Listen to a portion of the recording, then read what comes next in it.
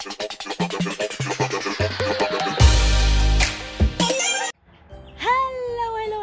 mga ka-chicken, nandoon yung aking mga chicken. Good morning mga ka-chicken ko dyan. It's me, Lay, ang babaeng nakakilay for today. Kasi tayo ay nasa loob ng ating garden. At dahil ako'y ginanahang magkilay at para na rin magiging proud yung aking mga chicken, so I put kilay for today. Dahil kilay is life. And welcome back to my channel. It's me, Lay, nagbabalik ang plantita ng Canada. Welcome to my garden. At for today, nandito na naman tayo sa aking walang sawang garden. At sana'y kayo hindi magsawa sa aking garden. Dahil hindi ako nagsawa sa aking garden. Dahil ang aking garden ay maraming bunga. Ang aking mga halaman. Ang laman ng aking garden pala. Ayun. So, ayun. Ang laman ng aking mga garden, may mga halaman ako namumunga na. So, anli-anli sila kaya hindi ako nag-asawa ko. Nakikita ninyo, ayun. Nagmamadali naman ako magsalita. May lakad na naman ako. Ayan. So, yung aking mga manok, ayun. Nagkakalat sila, ayun.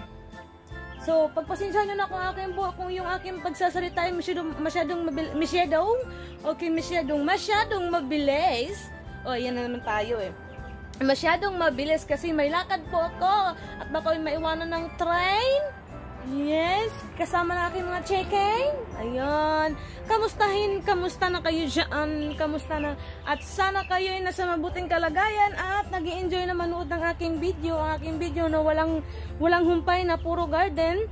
But anyways, dahil tayo ay may garden, so syempre, ipiplex na lang natin yung ating garden kasi naman piniplex ko yung mall, wala akong pambili sa mall, ayan na lang, garden na lang, ayan. Mag-garden na lang tayo. So for today ay ipapakita ko lang kayo sa aking mga julaga, aking mga chicken, ayan. Medyo malaki na sila. Tapos tingnan niyo yung ginawa nila sa aking garden, ayan.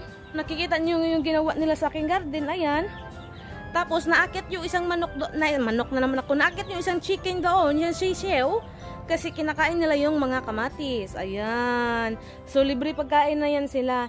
So, for nag-harvest lang tayo ng ating mga gulay. Kasi ang inyong plantitay ate ng Canada ay meron na namang gulay sa kanyang garden. So, mag-harvest na naman tayo.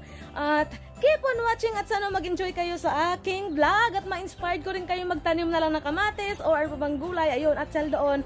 Para namunga, pag namunga, may luto kayo sa inyong kusina. Huwag naman kay puro bulaklak. Kasi yung bulaklak, hindi naman makain yung bunga nun. Buti sana kung yung bulaklak ng inyong bulaklak, pwede niyang isalad. Ayun.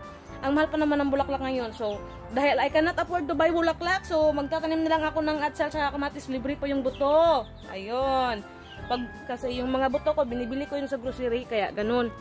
Pag-harvest, kailangan nagbitbit na naman tayo ng karton. O, diba? May karton na, may pakarton na naman si Mayurang plantita. Ayan, plantita na mo tayo. Sikat-sikat na yung plantita eh. Plantita na lang. Ako pala yung plantita ng Canada. Ang laging tanim ay kamatis at atsala yun. Kasi yun na lang natitira nating gulay. So, ayan. I hope na mag-enjoy kayo sa aking video. Tara, let's at mag-harvest na tayo. Ay, yung aking mga manok. Ay, yung aking mga manok nakikiano sila. Tingnan nyo, nagka-curious sila talaga. Nagka-curious yung mga manok sa akin at ano?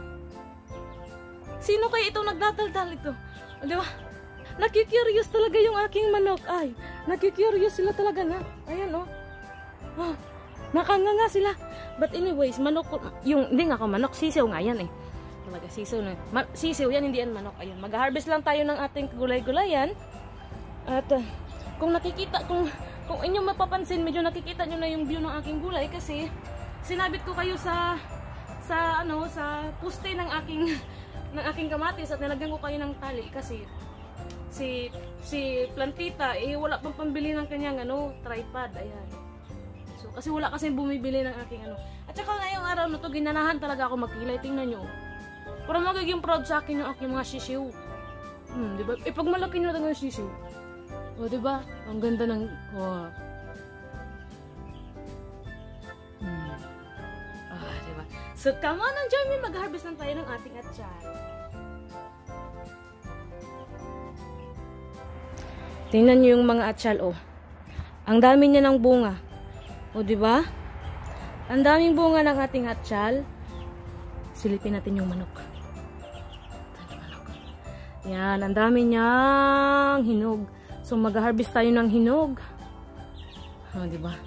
Tapos, ang yabang ko, pagdating ko doon, yung atsal ko, wala na palang dahon. Ayun, wala siyang dahon, pero hito sa bunga. Ay! So, ayun lang. So, start tayo dito. Orange. Orange ba to? Red? Basta. Yan na yun. Oh,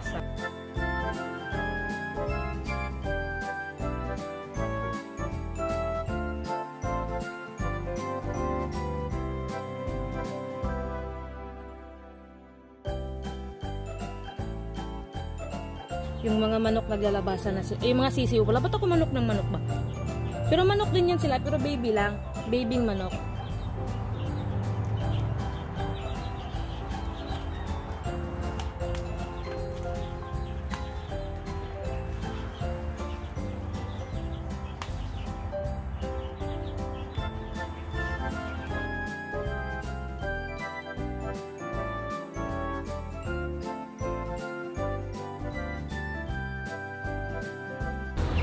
Natin yung banda dito. Ito na yung ating na-harvest. Diba lalaki niyan? Sarap-sarap. Ano?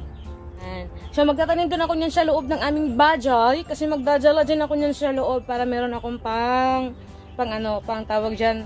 Pang shimmerot sa aking mga kaulam-ulaman. Ayan. So lipat tayo dito sa kabila. Meron pa dito dito. So very very good talaga yung aking mga sisiw. Kasi ang ginawa nila, tinuwad nila yung mga tawag dyan, tinuwad nila yung mga lupa. Kinaykay ba naman nila yung mga lupa sa aking kinaykay nila yung lupa. Ayun, sige akong kaykay. Kinaykay nila yung lupa again. Kinaykay po nila yung lupa kasi kinain nila yung mga uod. Very good, diba? Tapos, dapat pag naka-harvest, kailangan naka-pajama. Para mukha talaga siyang fresh.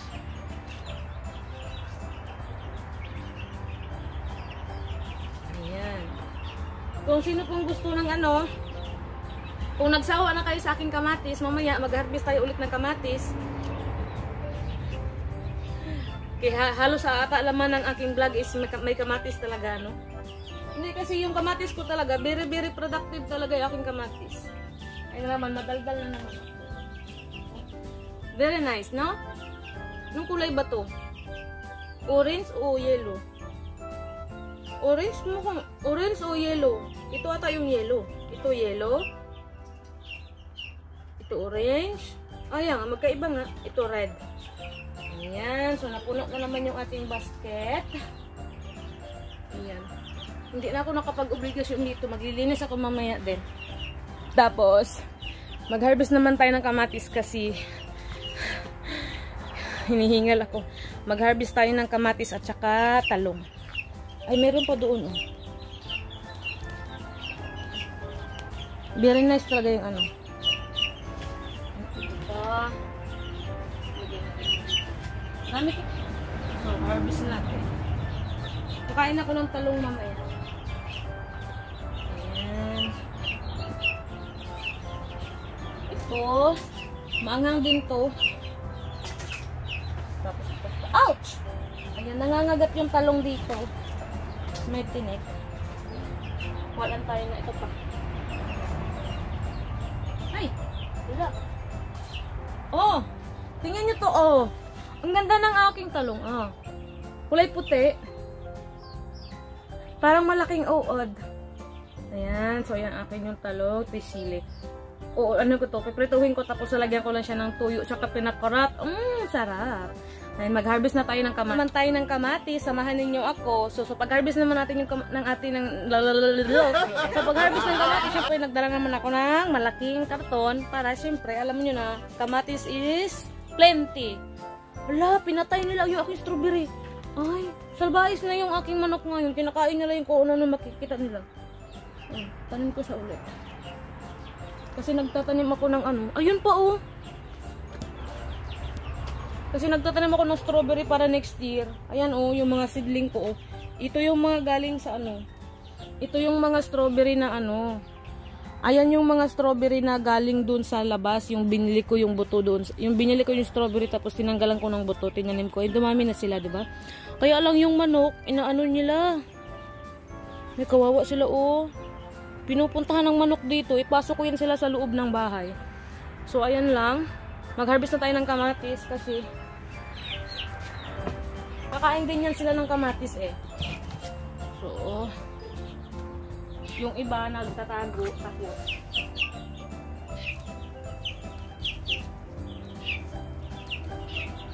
dari rin kamatis.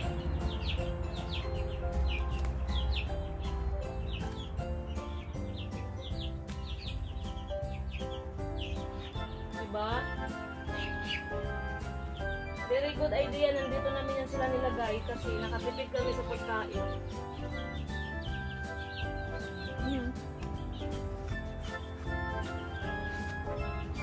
Yan, ganyan. Pero, tingnan nyo. Kinanser lang ko sa labas, pero very okay pa sa loob. Ok. Tsaka ng ibon. Gustong gusto kasi nila yan. Naririnig nyo ba sila? Nag-iingay sila? Huwag maingay. May sisyon ako. Chuada. May sisyon ako. Huwag maingay. Kailangan ko mag-vlog para kumita at para ano, may pambili ng feeds ninyo. Huwag nyo akong guluhin.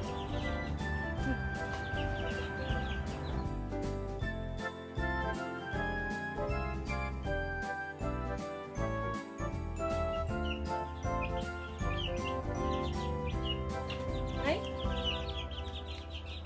Ito, kita nyo, di ba? Laki niya, parang kalabasa.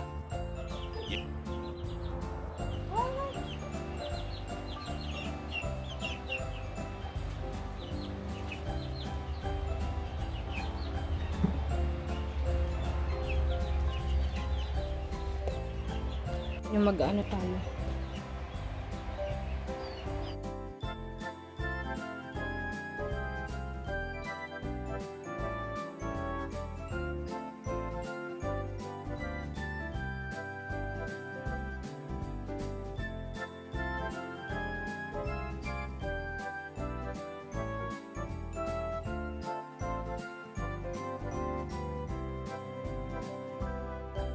So, ayan na. Malapit nang mapuno yung ating, ayan oh, ating karton. Ang laki!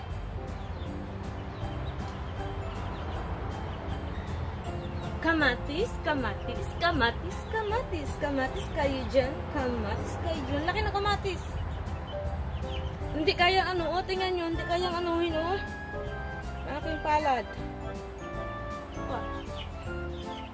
Very, very nice. Meron pang isa dito. Ang laki din doon.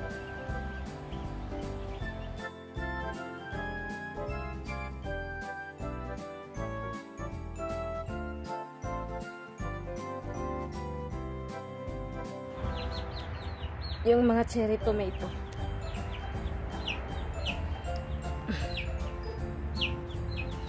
Ay, mabigat na siya.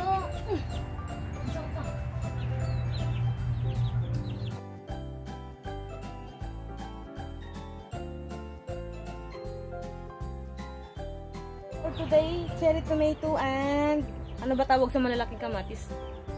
And giant tomato. So ilagay lang natin yung ating atsyal kasi uwi na tayo sa bahay. Ito na yung ating kamatis. Ito yung ating atsyal. Siyempre lang yung ating kamatis. Saka yung ating talong. Ito yung mga cherry tomatoes andito oh. Yung mga malalaki andito. So uwi na tayo ng bahay, huhugasin natin yung huhugasin na naman. Huhugasan natin yung ating kamatis tapos nandiyan yung ating atsyal. So ilagay lang natin dito para ano, para isang lagayan lang pag binitbit ko kasi mabigat yan. Ayan. So, ay, ang bigat. Mag-thumbnail tayo. Ay, ang hirap mag-YouTube. Uy, sarili mong daldal, sarili mong edit, sarili mong harvest, sarili mo ding video. O, diba? This is our harvest for today. I hope you enjoy and you get inspired to plant in your garden kahit saan-saan. Tagalog na nga, mag-English pa eh. So, sana po kayo po ay nag-enjoy na manood ng aking video. At kung bago ka pa sa aking channel, please don't forget to like, share, comment, and subscribe if you like my video. At pahit po ng notification bell para lagi po kayong updated sa aking bagong upload. At sa mulit-muli, ako po sila, yung babaeng nakakilay for today. At nag-iwan ng kasabihang, kapag may itinanim, may aanihin. Bye-bye, keep safe and enjoy life!